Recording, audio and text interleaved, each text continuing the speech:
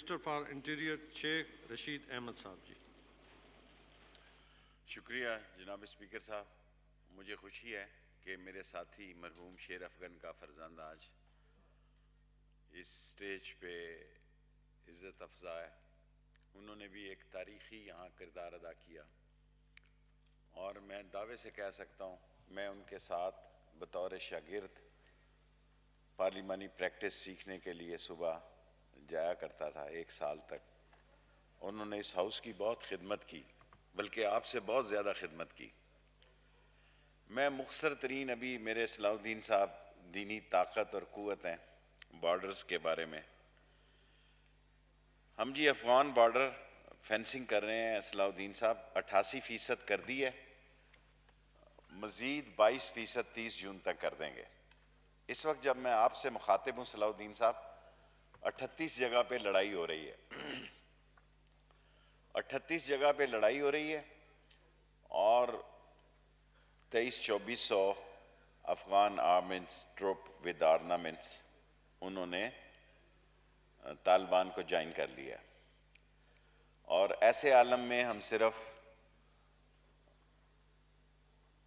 تورخم اور پشین میں، تورخم میں ہم شنواریز کو الاؤ کریں گے، اور انگور اڈا میں وزیرز کو الاؤ کریں گے۔ باقی ہم الیکٹرانک انٹرنس کرنے لگے ہیں، کیونکہ ہم محسوس کرتے ہیں کہ اگلے 1-2 مہینے جو ہیں، 2-3 مہینے بڑے امپورٹنٹ ہیں، اور ہم سب پولیٹیکل پارٹیز کو آنے والے وقتوں کی سیاسی صورتحال پر تیاری کرنی چاہیے۔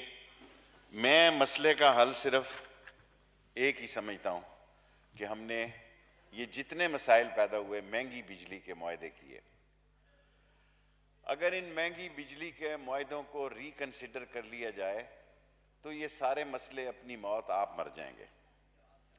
اور عمران خان نے گزشتہ 3 سال میں پوری کوشش کی ہے اور کر رہا ہے کہ کرپٹ اور بے حس اور ڈس آنیسٹ سوسائٹی میں ایک بہتری کی فضا پیدا کی جائے۔ یہ بدقسمتی ہے کہ اسمبلیوں کو پچھلے امجد صاحب 3-4 دن سے پڑھے لکھے لوگوں میں کوئی عزت نہیں ملی۔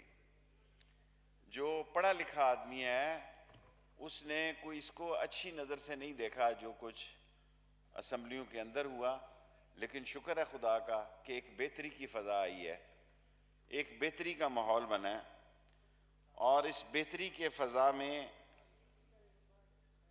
بہت امپورٹنٹ وقت آ سکتا ہے مستقبل قریب میں۔ امریکن چائنیز پالیٹکس جو ہے، اور چین آپ شروع ہو جائیں اوپر سے، ملائیشیا، انڈونیشیا، جبوٹی سے لے کے انڈیا سے لے کے پاکستان، ہمارے ہاں ایک بہت بڑی انویسٹمنٹ ہے گوادر کی، جس پہ کہ سب لوگوں کا یکجا ہونا جو ہے وہ بہت ضروری ہے۔ اور آئی ایم ایف کے پاس سارے ہی جاتے ہیں جی، میں تو رہا ہوں ایک پولیٹیکل ورکر ہوں، آئی ایم ایف کے پاس کون نہیں جاتا؟ ایسے ہی ہم ایک دوسرے پہ الزام لگاتے ہیں، سبھی لوگ آئی ایم ایف کے پاس جاتے ہیں، اور یہ مجبوری ہوتی ہے، اور یہ مجبوری ہوتی ہے۔ اس کا پریشر جو ہے، اس کا ڈاؤن فال جو ہے، اس کا ریئیکشن جو ہے، وہ براہ راست لوگوں پر اس لیے پڑتا ہے کہ خزانے کے حالات ہم ٹھیک نہیں کر سکے۔ First time $9 billion Imran Khan کے دور میں اوورسیز پاکستانیوں نے بھیجے ہیں، ورنہ ہمیں روز کشکول لے کر جانا پڑتا تھا اپنے پڑوسی ملکوں میں۔ اگر اس کشکول میں ہمیں نہ ملتا تو شاید ہم ڈیفالٹ بھی ہو سکتے تھے۔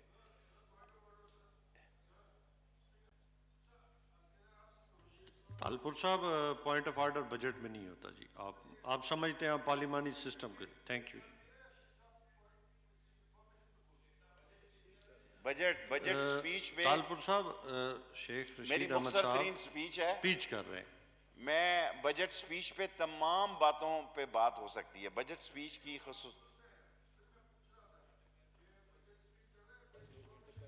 میں بجٹ سپیچ کر رہا طالپور ہوں۔ صاحب، شیخ رشید احمد صاحب نے، منسٹر فار انٹیریئر نے 2 گھنٹے پہلے ان کے ریکویسٹ کی تھی کہ وہ سپیچ کریں گے۔ میں نے پشاور جانا تھا، ورنہ میں منڈے کو انڈر کر دا سکتا سن ہوں۔ آپ کسی چیز پہ بھی آپ ڈسکس کر سکتے ہیں بجٹ کے اوپر۔ تھینک یو ویری مچ۔ اور اس حکومت پلیز نے میرے خیال میں ایک اچھا ماحول بنا ہے تو انٹرپٹ کرنا مناسب. آپ بڑے سینئر پارلیمنٹیرین ہیں. تھینک یو ویری مچ.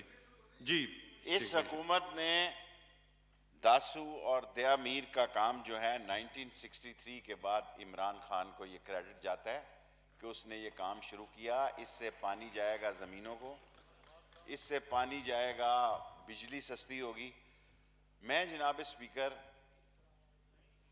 یہ سمجھتا ہوں کہ پاکستان میں اگر بجلی سستی ہو جائے تو بہت سارے مسئلوں کا حل ہو جائے گا. احساس پروگرام پہ بات کی گئی, بہت زبردست پروگرام ہے. غریب کو کچھ ملا ضرور ہے, اور دنیا میں چوتھے نمبر پر یہ آیا ہے احساس پروگرام. اور پناہ گاہیں, اور اس پہ بھی میں سمجھتا ہوں جو لوگوں کو کھانا ملتا ہے وہ کم از کم غریب آدمی کے لیے بہت بہتر کی صورت حال ہے.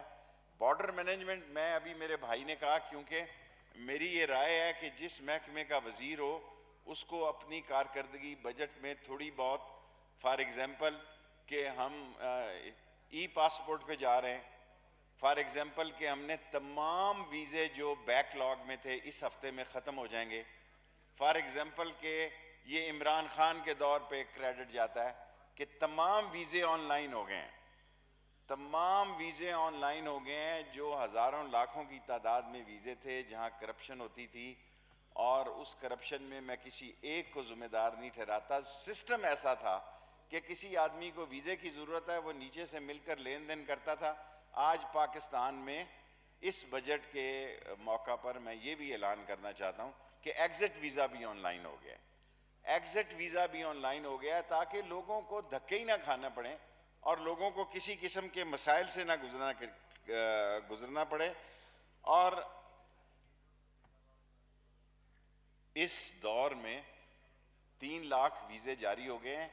کل ہم نے لاسٹ 2360 کیے ہیں. 1332 ویزے آپ کے بجٹ کے دوران جاری ہو جائیں گے, اور اس کا کریڈٹ آپ عمران خان کو دیں کہ 3 لاکھ ویزوں کا بیک لاگ جو ہے وہ ختم ہو جائے گا. اور جو آدمی اپلائی کرنا چاہے جس طرح جہاں سے اپلائی کرنا چاہے وہ آن لائن کرنا چاہتا ہے. دوسری بات جو میں اگلے کہنا چاہتا ہوں, میں زیادہ آپ کا وقت نہیں لوں گا جناب اسپیکر, کہ موبائل رجسٹریشن ہمارے فاٹا کے لوگوں میں, ہماری بیٹیاں بہنیں اتنی دور سے آتی نہیں تھی, آ نہیں سکتی, ہمارے پاس یہاں موبائل وینیں بیکار کھڑی ہوئی تھی, ہم نے ان کی رجسٹریشن شروع کی ہے. بہت زبردست رسپانس ملا ہے.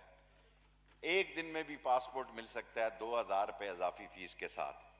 2180 روپے کی اضافی فیس کے ساتھ آپ جس وقت پاسپورٹ جمع کریں اسی وقت شام کو آپ کو ڈیلیور ہو سکتا ہے. اور تھرڈلی, پہلا شناختی کارڈ جو ہے وہ فری ہے. سیکنڈلی, ڈسیبل لوگوں کے لیے بڑا پرابلم تھا. میں یہ اس لیے کہہ رہا ہوں کہ ہر وزیر کو چاہیے کہ بجٹ سپیچ میں جو عوامی مسائل ہیں اس کو حل کرنے کے لیے اگر کچھ کام ہوا ہے تو اس کا ذکر کر دے. اگر اس پہ کوئی برا بھی منائے تو کوئی بات نہیں, ان کے بھی شکر گزار ہونا چاہیے. اور تمام ڈسٹرکٹس میں سر, تمام تحصیل ہیڈ کوارٹر میں نادرہ دفتر کھلنے کا اختیارات ایم این اے کو دیا ہے کہ جہاں وہ چاہیں جگہ کا انتخاب کریں. اس کے لیے اپوزیشن کا ہونا یا سرکار کا ہونا ضروری نہیں ہے. تمام ملک میں تحصیل ہیڈ کوارٹروں میں نادرہ آفس کھل رہے ہیں, اور اگر ایم این اے ارینج کر کے دے دیں, کوئی اچھے ایم این اے ہیں جنہوں نے اپنی جگہ پہ کہا کہ جی ہمارے یہاں دفتر کھول دیا جائے. اسپیکر صاحب سوری میں ادھر دیکھ رہا تھا. اور لاسٹلی میں یہ کہوں گا کہ ماحول جو ہے 3 سال حکومت کے گزر گئے ہیں, 4 سال میں ایک سر میں تو ایک ورکر کی حیثیت سے, آپ وزیر کو چھوڑیں, میری 15ویں وزارت ہے یہ, میں ورکر کی حیثیت سے یہ بات عرض کرنا چاہتا ہوں اس ایوان میں, کیونکہ 3 سال کے بعد الیکشن مہم شروع ہو جاتی ہے. چوتھا سال الیکشن مہم کا ہوتا ہے. بڑے بڑے حلقے ہیں, 4-4 لاکھ کا ووٹر ہے, لوگ اپنی منصوبہ بندی کرتے ہیں. 4 سال کی, میرے خیال میں پہلے دن سے یہ رائے رکھتا ہوں کہ 4 سال کی حکومت کے بعد لوگ الیکشن میں اتر جاتے ہیں. ہمیں بہتر الیکشنز کے معاملات کی طرف جانا چاہیے, بہتری کے حالات کی طرف جانا چاہیے. اور لاسٹلی کہ پولیٹیکلی پاکستان میں وہ وقت آ گیا ہے کہ ہمیں تلخیوں کو ختم کرنا ہے. تلخیوں کو ختم اس لیے بھی کرنا ہے جناب اسپیکر, چوتھا سال شروع ہو جائے گا اگست کے بعد. اس سال میں اگر ہم تلخیاں شروع نہ کر سکے, کتنا بھی شفاف الیکشن ہم کرانے جائیں گے تو وہ بائیڈن اور ٹرمپ والا حال ہو جائے گا, رشیا والا حال ہو جائے گا, ڈونلڈ رابرٹ والا حال ہو جائے گا. سو سکون نہیں آ سکے گا.